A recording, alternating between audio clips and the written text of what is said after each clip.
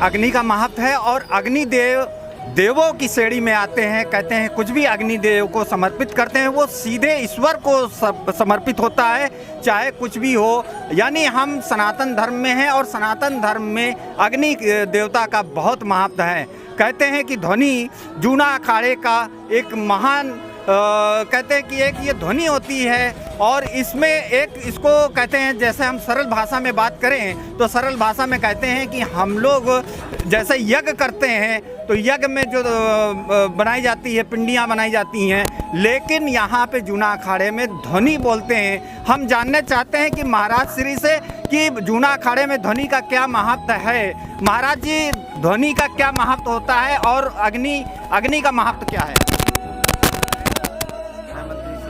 दस नाम जूना अखाड़े से दीपेश्वर गिरी। गुने का महत्व ये है कि जो है कई हजार वर्ष जो साधु संत जो है गुने के करके उसको सिद्ध करते हैं और कहते हैं धूना पानी सिद्धों की वाणी और भूखे को भोजन प्यासे को पानी। ये यहीं से प्राप्त होता है और यहाँ से प्राप्त होने के बाद जन कल्याण के लिए भी यहीं से हम लोग जो है प्रार्थना करते हैं, सभी भक्तों के लिए आशीर्वाद देते हैं। इस प्रकार से धूने का महत्व है। जूना अखाड़े में महत्व आखिर ये देखा जा रहा है कि भगवान और कहते हैं कि जो देवता स्वरूप में आते हैं अग्निदेव, यदि अग्निदेव में जो समर्पित किया जाता है वो सीधे देवताओं को कैसे प्राप्त होता है? ऐसे है, ये जो है ये देखिए वायु के साथ जो धुआं जाता है ये सीधा देवताओं के पास पहुंचता है। इस प्रकार से जो है धुनी का धुआं देवताओं के पास प्राप्त होता है, उनके पास जाता है और उनका आशीर्वाद मिलता है। और भस्मी जो है ये देखिए इसको लगाते हैं नागा सन्यासी। इसको लगाने के बाद एक अलग ही ऊर्जा ऐसा ये ध्वनि होती है वो ऊर्जा को प्राप्त कराते हैं और ऊर्जा संसार में कहते हैं कि जो जीव है उसको और स्तर करती है। लेकिन जहाँ तक बात की जाए योग की, साधना की, तंत्र की, मंत्र की, तो उसमें इस ध्वनि का कितना महत्व है? देखिए सभी तंत्र मंत्र और साधना का सभी साधु संतों का अलग अलग महत्व है। कोई तंत्र में क्या सिद्धियां प्राप्त करना चाहता है, कोई तंत्र में क्या सिद्धियां प्राप्त करना चाहता है, ये अलग अलग साधु संतों का प्राप्त करने का धुने के माध्यम से ही प्राप्त करते हैं। क्योंकि ये आहुतियाँ जो जिस देवी देवता को हम आहुति डालते हैं धुएं के माध्यम से वो सीधा परमात्मा को पास जाता है। जिसको हम प्राप्त करना चाहते हैं, जिसकी सिद्धि प्राप्त करना चाहते हैं उनके माध्यम से जाता है, वो स्वीकार करते हैं और साधु संतों कई लोगों को वो सिद्धियाँ प्राप्त हो जाती हैं। इस प्रकार से तंत्र मंत्र और इसके साथ कहते हैं विज्ञान।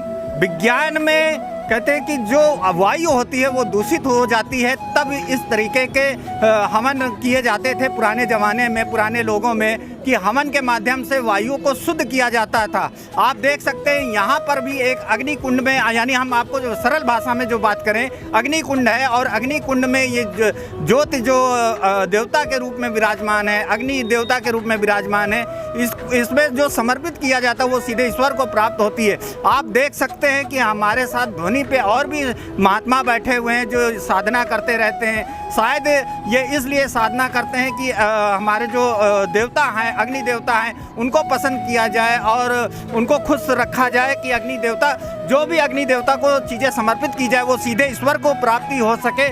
और आप देख सकते हैं कि जो उत्तर प्रदेश के जो आप महाकुंभ मेले में आप आएंगे तो बहुत सारे रंग आपको देखने को मिलेंगे। संत महात्मा भगवाधारी लोग मिलेंगे, बड़ी बड़ी जटाएं मिलेंगी, त्रिशूलधारी मिलेंगे। अभी आज जो तीसरा शाही स्नान जो हम लोग कहते हैं स्नान, बल्कि तीसरा शाही स्नान नहीं, अमृत स्नान इसको बोल सकते हैं, क्योंकि श्री पंच दशानाम जूना अखाड़े सहित 13 अखाड़ों ने ये शाही शब्द को ख़त्म किया है। और शाही शब्द जो इस्लामिक शब्द के रूप में आता था, इसी शब्द को हम लोग अब अमृत काल के रूप में गिनते हैं। अमृत काल के रूप में हमारी पहचान है और यही पहचान संत महात्मा जो न भगवा के रूप में पहचान दिलाई जा रही है।